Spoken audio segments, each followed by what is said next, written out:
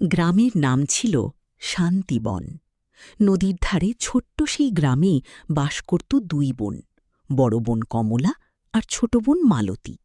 দুই বোন দেখতে যেমন সুন্দর ছিল, স্বভাবে ছিল ঠিক ততটাই আলাদা। কমলা ছিল খুব চতুর, অহংকারী আর হিংসুটে স্বভাবের। নিজের লাভের জন্য সে যে কাউকে ঠকাতে পারত। আর মালতী ছিল শান্ত, ভদ্র আর খুব সহজ সরল মেয়ে। গ্রামের সবাই মালতীকে ভালোবাসত। তাদের বাবা হরেকৃষ্ণ ছিলেন গরিব কৃষক। সংসারে অভাব থাকলেও দুই মেয়েকে খুব আদর করতেন। একদিন পাশের গ্রামের দুই ভাই, বড় ভাই রমেশ আর ছোট ভাই সুরেশ, দুই বোনকে দেখতে এলো বিয়ের জন্য।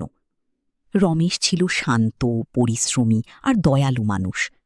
সুরেশ ছিল একটু রাগী, কিন্তু মনটা ভালো। কমলা মনে মনে চেয়েছিল সে বড় ভাই রমেশকে বিয়ে করবে, কারণ রমেশের জমি জমা বেশি ছিল। কিন্তু গ্রামের পুরোহিত কুণ্ডলী দেখে বললেন, বড় মেয়ের সঙ্গে ছোট ভাই আর ছোট মেয়ের সঙ্গে বড় ভাইয়ের বিয়ে হলে সংসারে সুখ আসবে। অবশেষে ঠিক হল, কমলার বিয়ে হবে ছোট ভাই সুরেশের সঙ্গে, আর মালতীর বিয়ে হবে বড় ভাই রমেশের সঙ্গে। এই কথা শুনি কমলার বুক জ্বলে উঠল। সে মনে মনে বলল, ওই গরিব সোজা মালতী বড় ঘরের বউ হবে, এটা আমি কিছুতেই হতে দেব না। বিয়ের পর দুই বোন একই বাড়িতে থাকতে লাগল। প্রথম কয়েকদিন সব ঠিকঠাক চলছিল, কিন্তু ধীরে ধীরে কমলার আসল রূপ বেরিয়ে এলো।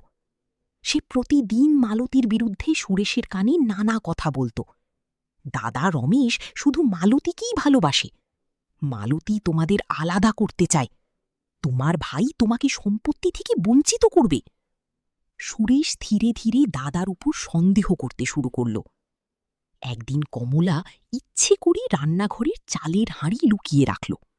তারপর চিৎকার করে বলল, হাই হাই, মালতী চাল চুরি করেছে। মালতী কাঁদতে কাঁদতে বলল, দিদি, আমি কিছু করিনি। কিন্তু কমলা এমনভাবে অভিনয় করল যে সুরেশ রেগে আগুন হয়ে গেল। সে দাদাকে বলল, তোমার বউ আমাদের সংসার নষ্ট করছে। রমেশ শান্তভাবে বলল, মালতী এমন কাজ কখনো করতে পারে না। কিন্তু কমলা দুই ভাইয়ের মধ্যে এমন আগুন লাগালো যে তারা আলাদা হয়ে গেল। বাড়ির মাঝখানে বাঁশের বেড়া তুলে দুই ভাই আলাদা সংসার করল। মালতী খুব কষ্ট পেল। এরপর শুরু হলো নতুন খেলা। কমলা চাইত রমেশের জমিগুলো নিজের দখলে নিতে। সে রাতে চুপি চুপি রমেশের ধানের জমিতে আগুন লাগিয়ে দিল। সকালে পুরো গ্রাম জড়ো হয়ে গেল। কমলা নাটক করে কাঁদতে লাগল, নিশ্চয়ই মালতী আগুন দিয়েছে আমাদের ফাঁসানোর জন্য। গ্রামের মানুষ অবাক হয়ে গেল, কারণ মালতী এমন মেয়ে নয়। ঠিক তখন গ্রামের এক বৃদ্ধ বললেন, গত রাতে আমি কমলাকেই জমির পাশে ঘুরতে দেখেছি। সবাই চমকে উঠল। সুরেশ প্রথমে বিশ্বাস করল না, কিন্তু কিছুক্ষণ পরে এক ছেলে এসে বলল, আমি দেখেছি ছোট বৌদি হাতে আগুনের মশাল নিয়ে যাচ্ছিল। এবার সত্যি প্রকাশ পেল। সুরেশ স্তব্ধ হয়ে গেল। সে বুঝতে পারল এতদিন কমলাই তাকে ভুল বুঝিয়ে। রমেশ কষ্টের হাসি দিয়ে বলল, ভাই, সম্পত্তির জন্য ভাইকে হারানো সবচেয়ে বড় দুঃখ। সুরেশ কান্নায় ভেঙে পড়ল। সে দাদার পা জড়িয়ে ধরে বলল, দাদা, আমাকে ক্ষমা করে দাও। আমি স্ত্রীর কথায় তোমাকে ভুল বুঝেছি। মালতী এগিয়ে এসে দুই ভাইকে একসঙ্গে দাঁড় করাল। তার চোখেও জল। কিন্তু কমলার অহংকার তখনও কমেনি।